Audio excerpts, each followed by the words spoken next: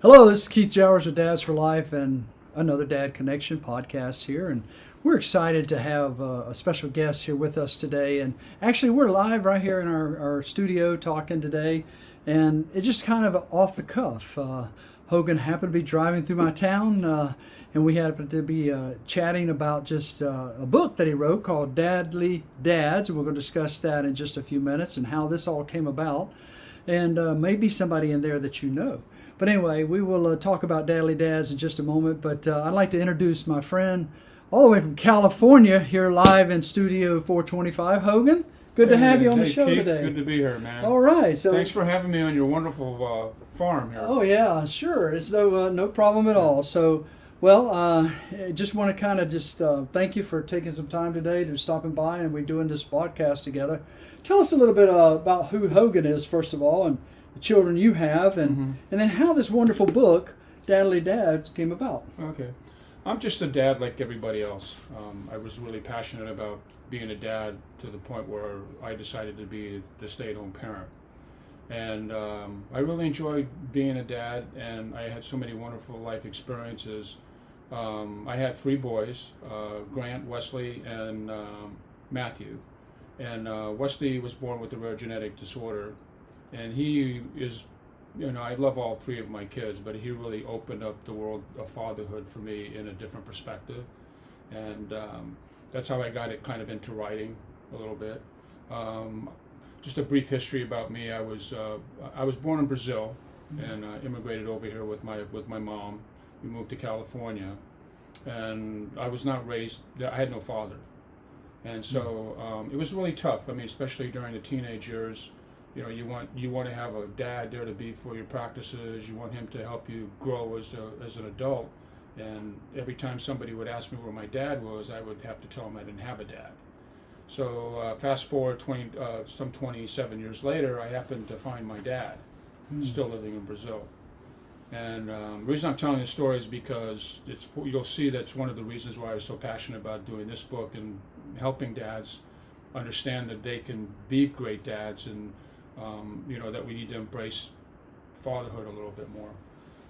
So when I found out my dad was still alive, he had raised three children and remarried. So I'll give you the Reader's Digest version. So I went there and stayed there with him for 6 months. And for the first 5 months, I never had spent time alone with them. And we finally got to spend some time alone, and he started crying and apologizing for not being there. So this is the first time I heard his side of the story. Back in those days when there was a divorce with the dad, there was always stereotyping of that was always the dad's fault. And Hank was telling me that, hey, I sent letters to Holland, but they kept coming back. So basically, my mom's family broke all kinds of communication off with him. And so he said, I'm sorry, I shouldn't have given up. I should have kept going. I said, you have nothing to apologize for. And at that moment, I guess God kind of sent me a message and said, hey, Hogan, this is a revelation for you because Hank missed you more than you missed him. It really opened my eyes up because we never think about what the dad's feeling when he's not connected to his child. So I made a pact that day that if I ever became a father, that I would do it for an unselfish and selfish reason. I would do it because I would never ever want to feel the pain that Hank went through. And the second one is never to let my child grow without a father. It's important, isn't it? Oh yeah.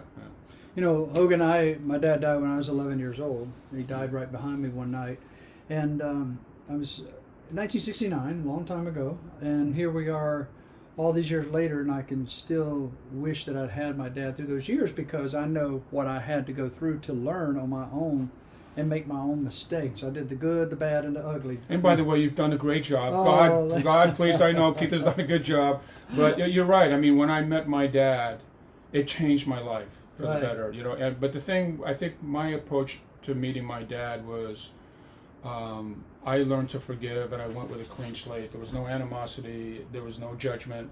I've had so many kids, well, my dad wasn't around, or I haven't seen him in 10 years, and there's such animosity and anger towards the dad without even trying to communicate and learning his side of the story about what happened in a divorce.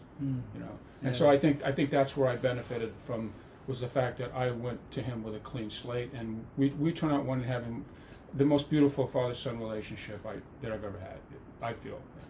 And that was how many years ago? That was like in 1983 when I met Okay. him, and then in 1987 I married, and then we had 3 sons, and then we actually went there for the honeymoon, and then we couldn't go back to visit him because Wesley had special needs, and so there was just no way we could do that.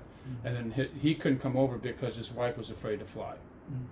So that kind of hurt a little bit because I think he really wanted to come over and see his grandkids. Today technology's changed a lot of that. Yeah. And I recently had a grandfather meet his grandchildren. I found out about the story. They contacted me through the internet, and I put the grandfather in touch with his grandsons, which he never knew that he had. And his daughter, which was their mother, actually had taken the wrong side of life out of here, and took her own life. But the thing about is that the grandsons were so glad to meet the grandfather because that was their connection. Oh yeah. Well, with Hank too, like at that time, technology was at a point where I could take videotapes, Right. and I could send the tapes to him. We didn't have the Right. internet yet, so yeah, technology did help a little bit. So there, and dads, I've taught a lot over the years. I've had Dads for Life, and I've taught about that you can connect with your kids one way or the other, especially today. In the 80s, when I went through a divorce in the 80s against my will, I did not want the divorce, but I knew that there was no way that I was going to divorce my child. So I stayed with my child. Everything she did, possibly from a year and a half on up to she graduated high school, I was involved in as much as I could be, because I wanted to know that Dad was there. Yeah. And I had beepers, and when I got beepers, I got a cell phone, a bag phone, which is out here in the lobby, actually in my collection. Yeah. So the bag phone, I was really a cool dad back then, but today we have such much technology that we can stay in touch with our dads. Yes. And I'm hearing more and more stories of restoration, like you were talking about, meeting your dads, and it's so important. Also, our culture has become a little more, what do you call it? We're not living in the same areas. We're spread out now. So families leave. So it's tough. It's tough to connect physically. So the internet has helped, because now you can Zoom. You can get on the laptop, and you can actually visually see the person. That's true. Yeah. So I just think it's time. I talk about time, and we set time for everything else, and you can set a reminder to call your child or whatever it takes, because the technology is there for us, and that really is no excuse anymore. No.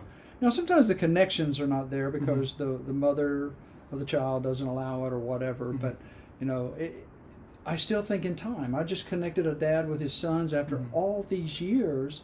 They finally connected when there was so much animosity. Well, between but I them.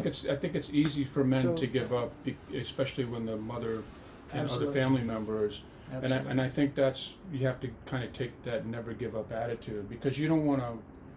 I don't know about you, but the one thing that I can say is that I wish I will never have to say the words, I wish I would have spent more time with my kids. Absolutely. And I don't want to be too judgmental of like fathers that are like police officers and military and doctors, and because those people and even like dads that go fishing for several weeks or months, they should never. I don't like this whole quality time thing, because some professions require the husband or the wife to work long hours because they're trying to help other families. Right. And I want dads to know that work those long hours, is feel comfortable with the time that you spend with your kids, and don't ever walk away through life saying, well, I wish you could spend. Feel good about the fact that whatever time you spent with them was time that you embraced and appreciated, because that's all you can do. Well, folks, we're talking to Hogan Healing, who wrote the co-author of the book here, Dadly Dads. And now I'd like to just ask him how this book came about, because it is filled with story after story after story of encouragement where dads are involved in their children's lives. So how did that come about? I met up with a dad that I knew named Austin Dowd, and he was one of his hobbies was photography, and he was thinking about starting a photography business. And so he had started taking portraits of dads in their houses and kind of stage it to meet their personalities. Mm-hmm. And so when I saw the pictures, I said, hey, there's something here. And he said, well, you think we could do a coffee table book? And I said, I'll give it a try, but I think we need to add content. So in the book, there's, I think, like 5 things I ask of the dads, and, like questions that we never asked dads, like, Right. what do you do well as a dad? Right? I mean, how many people have asked a dad, hey, what are you doing well as a dad? Usually it's like, what stupid things have you done as a dad? Right, that's true. Yeah, and then what did you learn from another dad? What dad you admire? What you learned from your kids? Because I know when I was being a dad, I mean, I learned some things from my kids. I mean, Sure. as you grow, Sure. you learn by the mistakes that you make, and then share like a success story or a funny story about a moment that you had with your kid. Mm. And I'll be honest with you. Although the dads broke the stereotype that we have in our culture, I was a little bit surprised at how many dads quickly started submitting content and photos, and how proud they were to like be part of this book, right? And the one interesting thing about the book is I remember dads were asking me, well, okay, I submitted my content and photographs, like, what's the criteria for this, right? And I didn't want to tell them anything, and I said, I'll tell you when if you're in the book or not. What they didn't know was that the first 115 dads that submitted in the book were going to be in the book. So we just cut it off at 115. And you had more than that, huh? Yeah. So maybe there's book 2 coming out. Well, I don't know. We'll see. We'll see. If this book gets some legs, then we'll probably want. So, Parents of the 21st Century, subtitle, Fatherhood is Alive and Well All Over the World. It is. Yeah. So tell me a couple of stories in here that really touched your heart. Okay. Well, the first thing, fatherhood is alive and well. It is alive and well. It has always been alive and well. It's just we've gotten a bad rap, and we need to change that. And that's one of the reasons I decided to do the book. God, it's so hard to pick, but if I had to pick 2, one of them would be, I just met Mark Gablowski, and his story is phenomenal. When his kid was about 2.5 years old, his mother and his son had been in a car accident, and he had a brain injury. Mm. And I have a child with special needs who was born with a rare genetic disorder. And I knew he was going to be disabled for life, and I feel for Mark and any parent that has to deal with that, where they have a normal, fully developed child, and all of a sudden an accident kind of makes it disabled. And Mark has an incredible story of love, passion, commitment, and forgiveness. Because in fact, I just met him on this road trip. It's one of the most, it was one of the most touching moments on this road trip. Mark literally had me crying because he was beating himself up for years, and finally when he stopped beating himself, because people were telling him, stop beating yourself up, but sometimes you get so stuck sometimes in life, and Mark's a very religious man, but he was still stuck, and he finally got himself unstuck, and I asked him if his martial arts training helped a little bit, and he gave a great answer. He goes, yeah, it helped, but I had to do the work, because sometimes you got to do the work. That's right. And then the other one I think was pretty touching too is David. Can you turn to the page? I'm drawing a blank here. That would be Drysdale? David Drysdale. Mm-hmm. Yeah. He submitted a story from England, and he was dying of cancer. And actually, in the book, there's photos of him in the hospital bed, and with 2 of his kids. And unfortunately, David passed away during the production of the book, and we dedicated the book to him.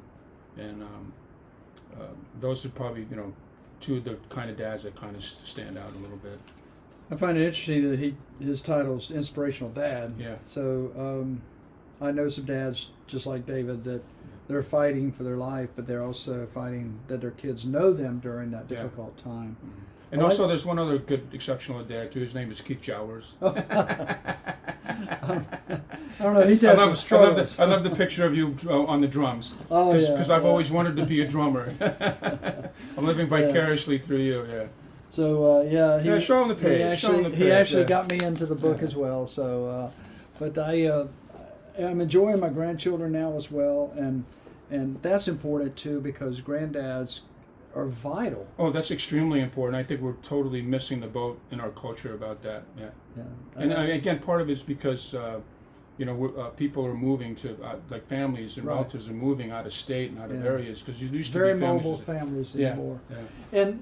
And Hogan, I'm thinking about one particular family I know of that had a picture of a grandfather, a father, his son, Mhm. his son's grandchildren, and then babies of one of the grandchildren. So all of them took a picture together, and I was thinking about the legacy of Yeah. that.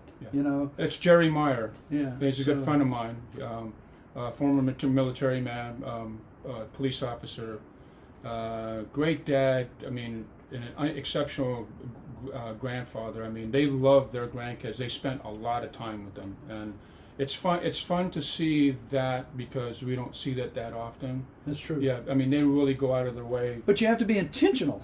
Yes, it's intentional. Plus, they have a schedule all year round. Like they understand they have to have their own time, but they want to stay connected with their kids and their grandkids. And you can tell with the grandkids, I mean, how much they love the grandchildren, and that relationship that they're going to have is going to really help them out down, in their life as adults.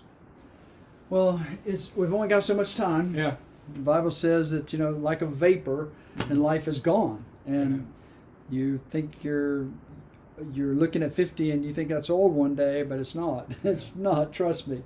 I had someone recently celebrating a 40th birthday. I said, "Yeah, I remember that 2 decades ago." So because as we go through time, we have to take that time we're with, and if we can inspire our children, even as adults. Our daughter called us this morning, and we were just talking about traditions, Christmas, getting ready for Christmas, that kind of thing. So if you are a good dad, and it doesn't mean you have to be a financial dad. Yeah, no. You can be just involved and be just spend time with them, and that's so important. Because kids don't want your money; they want your time. They want your time. Yeah. Absolutely. And I know that single dads, they can be involved in their children's lives simply by being there when they're supposed to be there, and having them, their weekends or whatever the court works out or the family works out. But be there. Don't say you're going to be there and not be there. Yeah, right. You got to follow through. Folks, we're talking to Hogan Healing, one of the authors, along with Austin Dowd, of Dadly Dads. And where can we get this book? I believe you can still get it on Amazon.com, and just want to give one shout out to all the dads out there. Keep on daddying. Don't stop. Keep on daddying. I've never heard that actually put that way, but keep on daddying. Well, that's how I signed in the book for you. Oh, you did? Yeah, keep on on your daddying. page, keep on daddying. In my law enforcement career, I spent 10 years on one campus of a school, middle school and high school, and a lot of kids came to me just because they needed some direction. They didn't have it at home. Yeah. And well, let me just add to that really quickly. I think that's another missing thing that we're seeing now in our culture, is that there are so many wonderful dads in our neighborhoods. Is that it's okay for, like, if you're in a divorce situation, or the dad is working because, like I mentioned, his profession before. It's okay for dads to let that child have a relationship with another father figure, because now you are complimenting that dad in the neighborhood. Now you're building connections. Right. We're not doing that. We're some dads are so focused on, I have to have a relationship. It's got to be me. I have to be the dad. Well, sometimes you're not there.